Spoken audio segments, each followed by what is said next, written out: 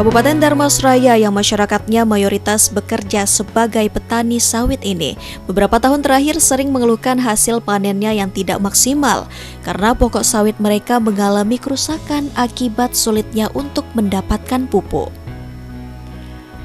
Selain karena harga pupuk tinggi, ketersediaannya pun sering mengalami kelangkaan, sehingga kebun masyarakat menjadi tak terurus dan rusak karena tak mampu membeli pupuk dengan harga tinggi.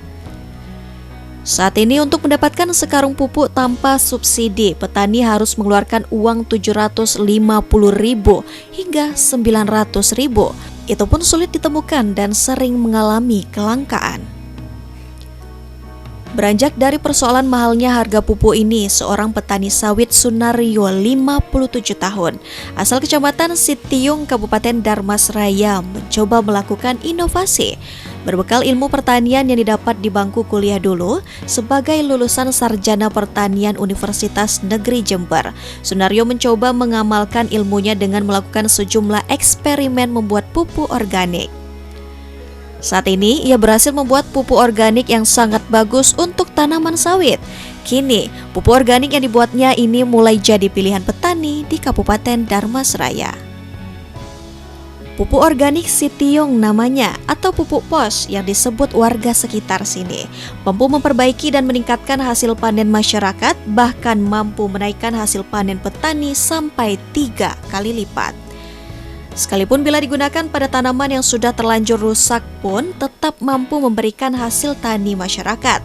Untuk harga sekarung pupuk, Sunaryo menjualnya Rp180.000 per karung, 4 kali lipat lebih murah dari harga pupuk kimia yang ada di pasaran. Saat ini sudah banyak petani yang telah menggunakan pupuk buatan Sunaryo ini. Selain menyehatkan pokok dan daun sawit yang rusak, pupuk pos ini juga menambah berat buah sawit saat ditimbang bila dibandingkan dengan buah sawit yang tidak menggunakan pupuk pos ini.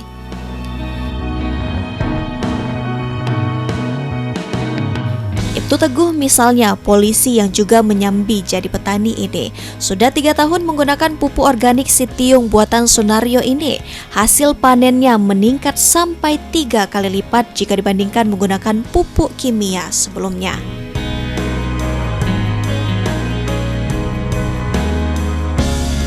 Bapak sudah berapa lama Pak menggunakan pupuk organik dari Sitiung ini Pak? Udah kurang 3 tahun.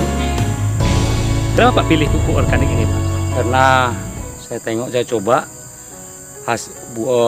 harga belinya lebih murah dan hasilnya lebih mantap, lebih bagus daripada saya pakai pupuk dulu. Karena saya pupuk kimia terlalu tinggi, tidak terjangkau, kemudian yang saya pupukkan sedikit. Kalau ini alhamdulillah dengan selama memakai pupuk ini hasilnya meningkat terus. Apa saja Pak kebun yang Bapak pakai pupuk ini Pak? Pupuk ini saya pakai untuk sawit, terutama untuk sawit. Kemudian palawija juga saya pakai juga untuk yang tanaman sekitar rumah.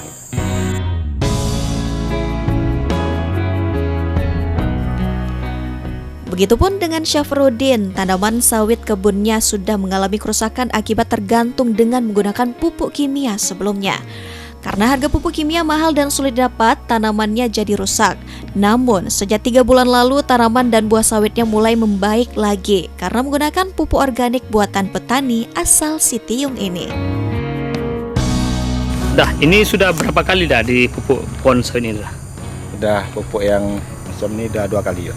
Udah 2 kali ya? Pupuk organik ya? Ya, organik. Nah, sebelumnya seperti apa kondisi sawit ini sebelum dipupuk organik dah?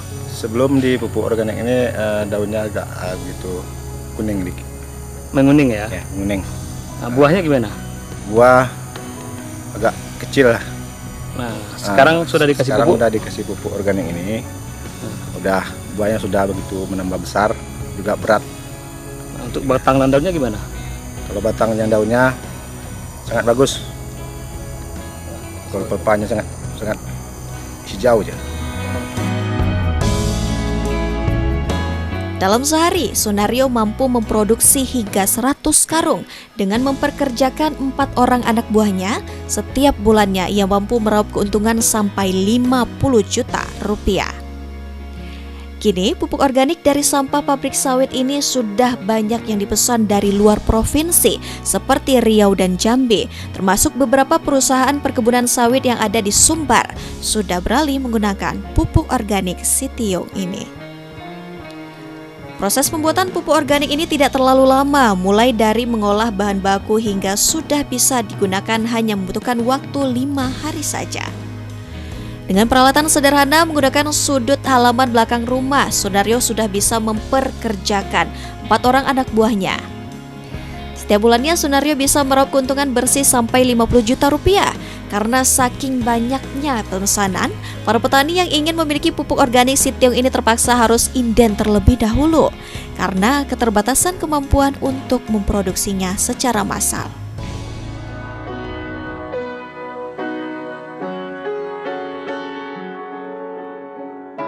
Yang pertama, pupuk mahal. Petani susah cari pupuk subsidi, mengandalkan subsidi. Tentu petani banyak nggak bisa pupuk. Sehingga saya menciptakan untuk pupuk sesuaikan tanah yang tandus. Tengok sawit yang kuning itu kan kasihan. Justru itu saya bikin pupuk ini kan khusus untuk perkebunan, sesuaikan sama struktur tanahnya. Nah, itu yang pesan biasa dari mana aja itu, Pak? Yang pesan petani-petani sawit, terutama sawit yang rusak, yang tidak bisa produksi. Nah, kerusakan seperti apa aja bisa dengan pupuk ini dipakai, Pak? Yang pertama tanah asam, bisa penetralan tanah.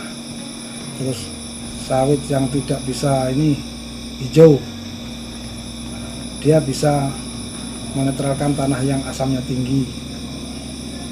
Untuk pupuk atau untuk tanaman yang sudah rusak parah, Pak, bisa nggak, Pak, dengan pupuk ini? Bisa, tapi cek tanahnya dulu.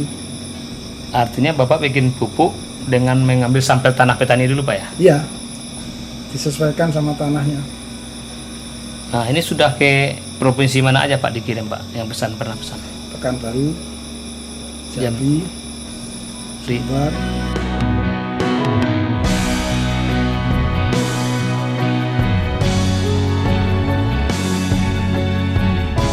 Kini, pupuk buatan Sunaryo ini masuk nominasi sebagai Proklaim Lestari dari Kementerian Lingkungan Hidup karena dianggap telah memberikan manfaat banyak bagi petani dan pabrik penghasil limbah.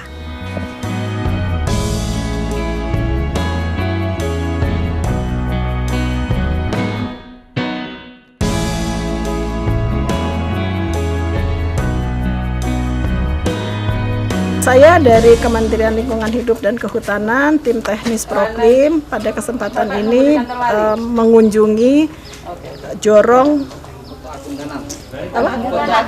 Kota Agung Kanan yang diusulkan, dinominasikan menjadi Proklim Lestari.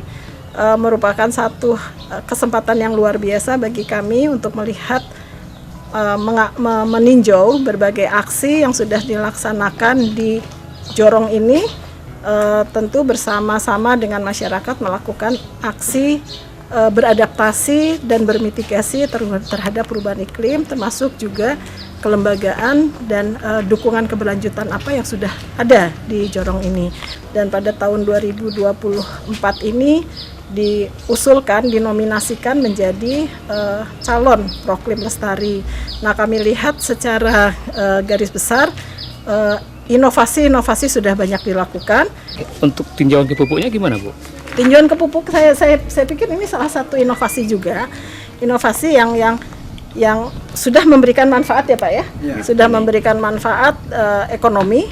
Nah, ini ya mudah-mudahan ini terus bisa dengan penelitian-penelitian, dukungan-dukungan kerjasama dari perguruan tinggi, itu nanti akan bisa lebih memberikan manfaat, terutama untuk meningkatkan hasil dari pengguna pupuk ini, dan juga ikut berkontribusi untuk menangani limbah dari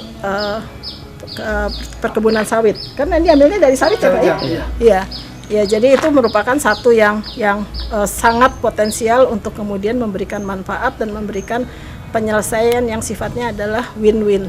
Jadi akan bermanfaat untuk yang menghasilkan limbah, juga akan memberikan manfaat untuk yang menggunakan dari pupuk ini. Tim Liputan, Padang TV.